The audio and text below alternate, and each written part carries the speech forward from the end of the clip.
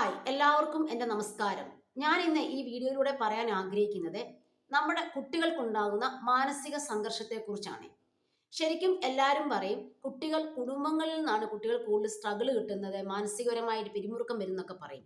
പക്ഷേ എൻ്റെ ഒരു അഭിപ്രായത്തിൽ അതൊരിക്കലും ശരിയല്ല. കുട്ടികൾ കൂടുതലും മാനസിക പിരിമുറുക്കം അവർക്ക് കിട്ടുന്നത് സ്കൂളിൽ നിന്ന് തന്നെയാണ്.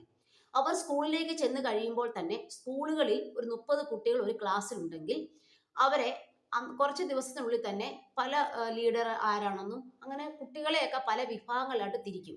അല്ലെങ്കിൽ അറ്റ്ലീസ്റ്റ് അവരുടെ ഒന്നാം ടൈമിലെ പരീക്ഷ കഴിയുമ്പം തൊട്ട് തന്നെ ടീച്ചേഴ്സ് ആന്ന് പറഞ്ഞാലും സ്കൂളിലെ മറ്റ് സ്റ്റുഡൻസ് ആന്ന് പറഞ്ഞാലും പഠിക്കുന്ന കുട്ടികളെ ഒരു തരം വിഭാഗത്തിലേക്ക് മാറ്റുകയും പഠിക്കാത്ത കുട്ടികളെ വേറൊരു കാറ്റഗറിയിലേക്ക് മാറ്റുന്നതായിട്ട് കാണുന്നുണ്ട്. അതുപോലെ തന്നെ ഇപ്പം നമ്മുടെ ഇപ്പോഴത്തെ ഒരു പ്രത്യേക ഒരു ട്രെൻഡ് എന്താണെന്ന് ചോദിച്ചു കഴിഞ്ഞാൽ, ഇപ്പം കണക്ക്, സയൻസ് അങ്ങനെയുള്ള എല്ലാ സബ്ജക്ട്സും പഠിച്ച് പേപ്പറിനകത്തോട്ട് ആൻസറിലായി എഴുതി വെച്ച് ആ പേപ്പറിൽ മാർക്ക് കിട്ടുന്ന കുട്ടികൾക്കാണ് ഒന്നാം റാങ്ക്. അതാണല്ലോ ഇവിടുത്തെ ഒരു പ്രധാനപ്പെട്ട കാര്യം. മാർക്ക് കുറഞ്ഞു പോയ കുട്ടികളെയൊക്കെ അവർ കൂടുതലും പുറകോട്ടാണ് പോകുന്നത്. അപ്പം ശരി, പിന്നെ അതുപോലെ തന്നെ ഈ റാങ്ക് കിട്ടുന്ന കുട്ടികളെ, അതുപോലെ ക്ലാസ്സിൽ ശരിക്കും ഉത്തരവെല്ലാം പറയുന്ന കുട്ടികളെ, എന്ത് ചോദിച്ചാലും ചാടി ചാടി പറയുന്ന കുട്ടികളെ, ഇവർക്കൊക്കെ കൂടുതൽ അറ്റൻഷൻ കിട്ടുകയും ചെയ്യും. എന്നാൽ കുറച്ച് വേറൊരു കാറ്റഗറി കുട്ടികളുണ്ട്. അവർ ചിലപ്പം അവർക്ക് എല്ലാ കുട്ടികൾക്കും ഇപ്പം പഠനത്തിലാണോ മികവ് പുലർത്തുന്നത് നമുക്കറിയാൻ പറ്റത്തില്ല. ഈ ഒരു ക്ലാസ്സിൽ 30 സ്റ്റുഡൻസ് ഉണ്ടെങ്കിൽ 30 സ്റ്റുഡൻസിനും 30 കഴിവായിരിക്കും. ചില കുട്ടികളെ സംബന്ധിച്ചിടത്തോളം അവർക്ക് അഗ്രികൾച്ചർ സെക്ടറിൽ ഇഷ്ടമായിരിക്കാം, ചിലർക്ക് മെഡിക്കൽ ഫീൽഡ് ഇഷ്ടമായിരിക്കാം, ചിലർക്ക് ആർട്ടിനോടായിരിക്കും ഇഷ്ടം, ചിലർക്ക് സ്പോർട്സിനോടായിരിക്കും, ചിലർക്ക് ഫാഷൻ ടെക്നോളജി ആയിരിക്കും, ചിലർക്ക് സ്വന്തം ബിസിനസ് ചെയ്യാനായിരിക്കും. ഇങ്ങനെ പല പല ചിലർക്ക് വീട്ടിൽ എന്തെങ്കിലുമൊക്കെ ചെയ്ത് നിൽക്കുന്ന ഇഷ്ടം, കുക്കിംഗ് ആയിരിക്കും ഇഷ്ടം. ഇങ്ങനെ പല കാറ്റഗറിയിലാണ് നമ്മൾ ഉള്ളത്. അപ്പം നമ്മുടെ കുട്ടികൾക്ക് കുഞ്ഞിലേ തൊട്ടേ നമ്മൾ സ്കൂളിലാക്കുന്ന സമയം തൊട്ടേ ശരിക്കും കൂടുതൽ നമ്മൾ കുഞ്ഞുങ്ങളുടെ കഴിവ് എന്താണെന്ന് ഇവിടെ ഒന്നും കണ്ടെത്തുന്നില്ല. ഇവിടെയുള്ള എല്ലാ സ്കൂളുകളിലും CBSE സ്കൂളാന്ന് പറഞ്ഞാലും അവിടെയൊക്കെ പ്രധാനമായിട്ടും ചെയ്യുന്ന പണി എന്നാന്ന് ചോദിച്ചു കഴിഞ്ഞാൽ, ഒന്നെങ്കിൽ കുട്ടികളെ ഡോക്ടറാക്കുക, അല്ലെങ്കിൽ എഞ്ചിനീയർ ആക്കുക. ഇതിനു വേണ്ടിയാണ് അവർ കൂടുതലും കുട്ടികളെ റിസ്ക് എടുത്ത് പഠിപ്പിക്കുന്നത്. പേരൻസ് പോലും അങ്ങനെ അങ്ങ് മാറിക്കഴിഞ്ഞു. കുട്ടികൾക്കുള്ള യഥാർത്ഥ കഴിവുകൾ ആരും കണ്ടെത്തുന്നില്ല. നമ്മുടെ നാട്ടിൽ എന്തുകൊണ്ടാണ് കുട്ടികളെ അഗ്രികൾച്ചർ സെക്ടറിലേക്ക് പ്രോത്സാഹിപ്പിക്കാത്തത്? ഇപ്പം നമ്മുടെ നാട്ടിൽ പശുവിനെ വളർത്തുന്നു, പശുവെ, ഇതൊക്കെ നമുക്ക് എന്താ തരുന്നത്? പാല് തരുന്നുണ്ട്, നമുക്ക് ഇറച്ചി തരുന്നുണ്ട്, കോഴിയെ വളർത്തി മുട്ട കിട്ടുന്നുണ്ട്. നമ്മുടെ കുട്ടികളെ ആരെങ്കിലും പറയുന്നുണ്ടോ പശുവിനെ എങ്ങനെ വളർത്താം, ആടിനെ എങ്ങനെ വളർത്താം, കോഴിയെ എങ്ങനെ വളർത്താം, നമ്മുടെ വീട്ടിൽ എങ്ങനെ നമുക്ക് വേണ്ട രീതിയിൽ പച്ചക്കറി കൃഷി ചെയ്യാം? ഇപ്പം പല കുട്ടികൾക്കും ഇതിനകത്തൊക്കെ നല്ല ടാലൻ്റ് ഉള്ള കുട്ടികളുണ്ട്. പക്ഷെ അതൊന്നും തിരിച്ചറിയാതെ മൊത്തത്തിൽ വേസ്റ്റായി പോവുകയാണ്.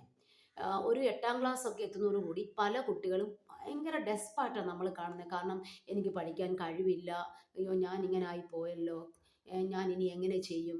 മറ്റു കുട്ടികളുമായിട്ട് കൂടുതൽ താരതമ്യമാണ് നമ്മുടെയൊക്കെ സ്കൂളുകളിൽ നടക്കുന്നത്. അതുപോലെ തന്നെ നമ്മുടെ പ്രധാനപ്പെട്ട ഏറ്റവും പ്രധാനമായിട്ട് നോക്കുന്നത് മാർക്കാണ്. കുട്ടികൾക്ക് നല്ല മാർക്ക് കിട്ടുന്നുണ്ടോ എങ്കിൽ ഒരു മിടുക്കനാണെന്നാണ് പറയുന്നത്. മാർക്ക് കിട്ടാത്ത കുട്ടികളെ ക്ലാസ്സിലേക്ക് തഴഞ്ഞിടുന്ന ഒരു രീതി വരെ ഉണ്ട്. ശരിക്കും ഈ മാർക്കാണോ നമ്മുടെ ഒരു കുട്ടിയുടെ ജീവിതം നിർണ്ണയിക്കുന്നത്? ഒരിക്കലുമല്ല. കുട്ടിക്ക് വേറെ പല കാര്യങ്ങളിലും ടാലന്റ് കാണും. അതെല്ലാം മറഞ്ഞു പോയിട്ട് കുട്ടികൾ ചുമ്മാ കുറെ പുസ്തക പുഴുക്കളായി അങ്ങ് മാറുകയാണ്. 24 മണിക്കൂറും പഠനം, അത് ഇപ്പം നടക്കുന്ന പണി. യഥാർത്ഥത്തിൽ നമ്മുടെ കുട്ടികളുടെ കഴിവുകൾ കണ്ടെത്തി അവരെ അതിലേക്ക്, ആ ക്രിയേറ്റിവിറ്റി അവർക്ക് വളർത്തിയെടുത്ത് കൊണ്ടുവന്നു കഴിഞ്ഞാൽ പല കുട്ടികളും, ഒന്നാമത്തെ കാര്യം വിദ്യാഭ്യാസം ഒരു എൻ്റർടൈൻമെൻ്റ് ആക്കി മാറ്റുക. സ്കൂളുകളിലേക്ക് പോകാൻ ഇഷ്ടമുണ്ടെന്ന് വെച്ചാൽ മിക്ക കുട്ടികൾക്ക് ഇഷ്ടമല്ല. കാരണം സ്കൂൾ ഒരു എൻ്റർടൈൻമെൻ്റ് ആയിട്ട് അവർക്ക് തോന്നുന്നില്ല. അതെന്തോ ബാലികേറാ മലയായിട്ടാണ് പല കുട്ടികൾക്കും തോന്നുന്നത്. കാരണം അവിടെ ചെന്ന് കഴിഞ്ഞാൽ എന്താ, യാതൊരു തരത്തിലുള്ള ഒരു പരിപാടികളും ഇല്ല. പരിപാടിയുണ്ട്, മറ്റുള്ള കുറച്ച് എക്സ്ട്രാ കരിക്കുലർ ആക്ടിവിറ്റീസ് ഒക്കെ ഉണ്ട്. അല്ലാതെ മൊത്തം എപ്പോഴും പഠനം പഠനം പഠനം. ക്രിയേറ്റിവിറ്റി കൊടുക്കണം കുട്ടികൾക്ക്. കുട്ടികൾ കുഞ്ഞിലെ തൊട്ടേ കുട്ടികൾ പല കാര്യങ്ങൾ ചെയ്യാൻ, അതുപോലെ തന്നെ കുട്ടികൾക്ക് മാനസിക സംഘർഷം അത് ഒഴിവാക്കാനുള്ള പരിപാടികൾ ചെയ്യണം. കുട്ടികൾക്ക് എന്തിനാണ് കൂടുതലും, ഒരാൾക്ക് കുറച്ച് മാർക്ക് കിട്ടി, അപ്പുറത്തിരിക്കുന്ന കുട്ടിക്ക് മാർക്ക് കുറഞ്ഞു. അപ്പം കുട്ടികളെല്ലാം നോക്കും നിനക്ക് എത്ര മാർക്ക് കിട്ടി എന്നുള്ളതാണ്. വീട്ടിൽ വന്ന് പേരൻസ് വരെയും ചോദിക്കുന്ന ചോദ്യം എന്താണ്, അവർക്ക് എത്ര മാർക്ക് കിട്ടി എന്നാണ് ചോദിക്കുന്നത്.